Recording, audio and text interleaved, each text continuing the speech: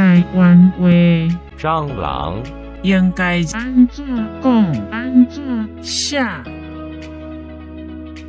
加怎？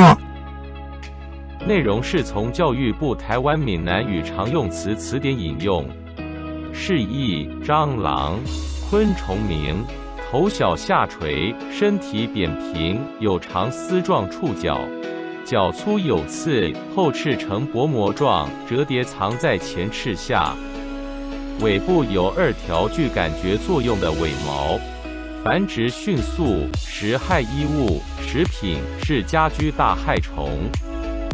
请支持我，点击 subscribe， 然后再单击小铃铛，也不要忘了转发给您的朋友圈。谢谢，请点击下面观看同一系列的影片。